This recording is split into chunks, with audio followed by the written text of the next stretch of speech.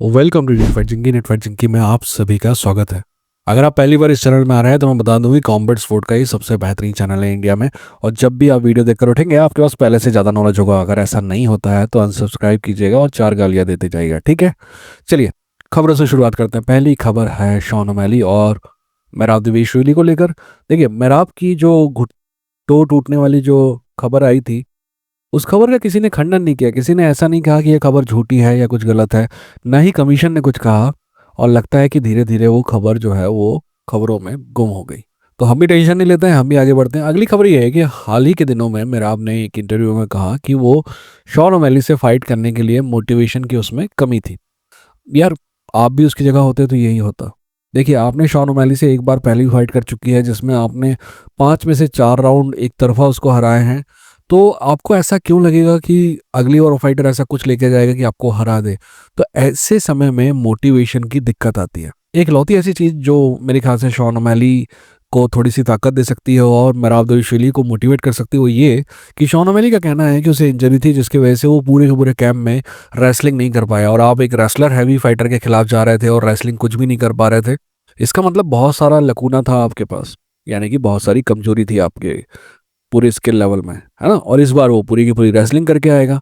तो मेरा आपको ये पता होना चाहिए कि he will find a better wrestler this time. And I think that should be good enough for मेरा टू बी मोटिवेटेड।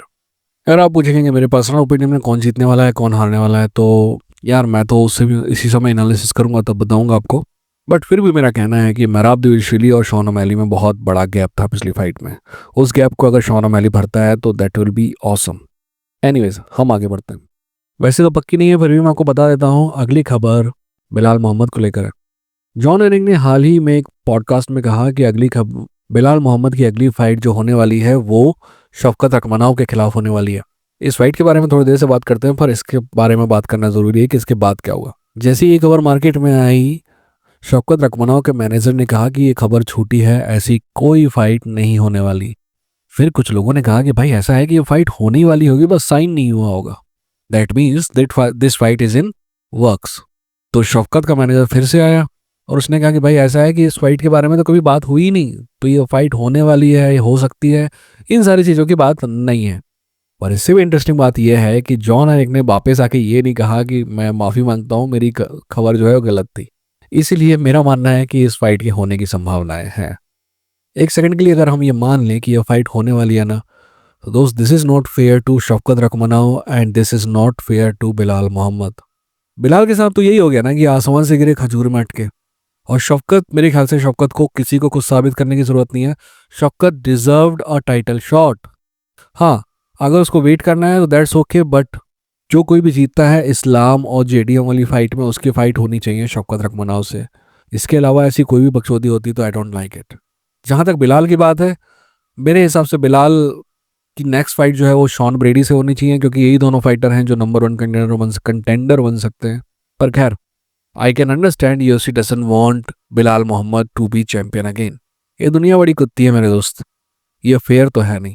तो कभी इससे फेयर होने की उम्मीद करना ही मत, है कि नहीं। फेयर फाइट में बिलाल मोहम्मद शॉन ब्रेडी से फाइट कर रहा होता। अगर ये दुनिया फेयर होती, शौकत नेक्स्ट टाइटल फाइट कर रहा होता।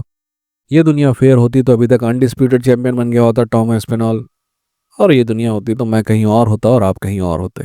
ठीक, चलिए हम अपनी जगह पे रहते हैं और फिलहाल हम अगली खबर की तरफ चलते हैं। अगली खबर जो है one of my favourite human being in the world Nate Diaz को लेकर है। नेट डियाज ने हाल ही में एक पॉडकास्ट में कहा कि उसकी इच्छा है कि वो वापस यूएफसी जाए और कॉनर मैकग्रेगर के साथ तीसरी फाइट करे। उसके अलावा उसने और भी इच्छाएं जताई जिनका कोई मतलब है नहीं। तो खैर, इन इच्छाओं को हम यहीं छोड़ते हैं। इन दो बातों पे जोर देते हैं। क्या कौन नेट डियाज वापस से यूएफसी आ सकता है और क्या वो कॉनर से फाइट कर सकता है। मेरे हिसाब से अगर आप ये 1 साल पहले पूछते तो मैं बोलता कि भाई ये चीज़ हो नहीं सकती, ये होगी।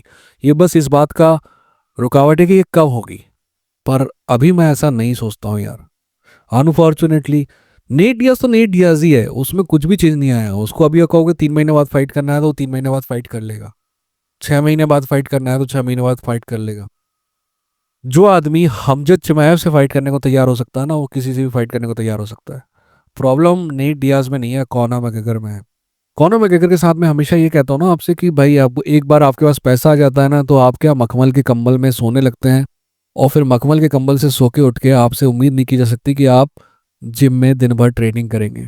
अगर सिर्फ ये प्रॉब्लम भी रहती ना कॉनर मैकग्रेगर के साथ, तो भी मैं कहता कि यार पैसा इतना बनने वाला है कि कॉनर मैकग्रेगर जैसे तैसे अपने को आपको फाइट के लिए तैयार कर लेता।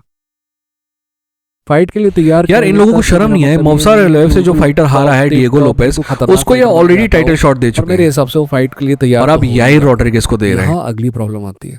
मेरे हिसाब से कॉनर इस जगह से भी एक स्टेप आगे बढ़ चुका है।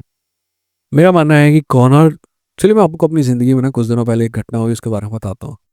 मेरे एक रिलेटिव ने कहा कि तुम्हारे बहुत दोस्त हुआ करते थे, वो कहाँ है? मैंने कहा कि मेरे बहुत सारे दोस्त थे जो पैसे के साथ आए और पैसे के साथ चले गए। मैं ये नहीं कह रहा हूँ कि मेरी कहानी क्या है या क्या नहीं है, वो अलग बात है।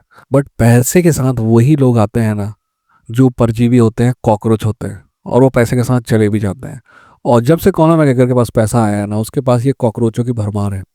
और मैं इन कॉकरोचों को ही दोष नहीं देना चाहूँगा। मेरे हिसाब से कॉनर मैकग्रेगर की हरकतें ऐसी है, टू बी ऑनेस्ट, पिछले 3 साल में मैंने कॉनर मैकग्रेगर का एक भी इंटरव्यू ऐसा नहीं देखा है जिसमें मुझे ये ना लगा हो कि कॉनर मैकग्रेगर नशे में नहीं है। और दोस्त, इस कॉनर मैकग्रेगर से उम्मीद नहीं की जा सकती कि वो तीसरी फाइट के लिए वापस आएगा। फिर भी लाइफ में इससे भी ज़्यादा सरप्राइज देने वाली घटनाएं होते रहती हैं। उम्मीद करते हैं कि कॉनर मैकग्रेगर हमको एक दिन सरप्राइज देगा और नेट डियाज के साथ तीसरी फाइट हम देखेंगे। I think we deserve that fight. मेरे हिसाब से यूएफसी ने अपनी ज़िंदगी की सबसे बड़ी गलतियों में से एक गलती है कि उनको, यूएफसी ने क्या है कि बॉक्सिंग का फॉर्मूला फॉलो किया। बॉक्सिंग में क्या होता है कि 2 फाइट हो जाती हैं, उसके बाद तीसरी फाइट के लिए एक्चुअली ज़्यादा समय लेते हैं फाइटर, ताकि वो माहौल बनता जाए और लोग उसको ज़्यादा से ज़्यादा देखना चालू करें। बट इस फाइट के बीच में लगभग 8 साल के आसपास का फ़र्क आ चुका है। टू बी ऑनेस्ट, अभी भी नीट डियाज की इतनी फैन फॉलोइंग है और कॉनर मैकग्रेगर की इतनी फैन फॉलोइंग है कि वो लोग देखेंगे। बट ये फाइट आज से 3-4 साल पहले ही हो जानी चाहिए थी।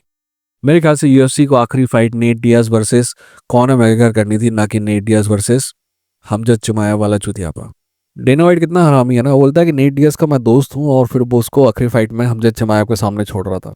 ऐसे दोस्त से तो दुश्मन भले, कम से कम पता तो है कि वो दुश्मन है। एनीवेज, हम इन सब चीज़ों को यहीं छोड़ते हैं और अगली खबर की तरफ आगे बढ़ता है। अगली खबर टॉम एस्पिनॉल को लेकर है। टॉम एस्पिनॉल और उसकी टीम का कहना है कि वेडनेसडे को एक बड़ी खबर आने वाली है।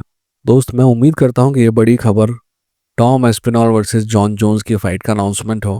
बट मैं आपको ना थोड़ी इससे अलग बात करना चाहता हूँ। ठीक है, ये खबर आ जाती है तो बहुत अच्छी बात है, पर मैं नहीं चाहता कि टॉम एस्पिनॉल वही हरकत करे जो कि चैंडलर ने किया। चैंडलर चूतिया जैसे 2 साल तक वेट करता रहा कॉनर मैकग्रेगर का। पर दूसरी तरफ देखा जाए तो टॉम एस्पिनॉल के पास ऑप्शन भी क्या है? वो इंटरिम चैंपियनशिप कितनी बार डिफेंड कर सकता है? और इंटरेस्टिंग बात यह है कि यूएफसी के पास भी क्या ऑप्शन है। यूएफसी के पास सारे के सारे स्टार खत्म हो चुके हैं।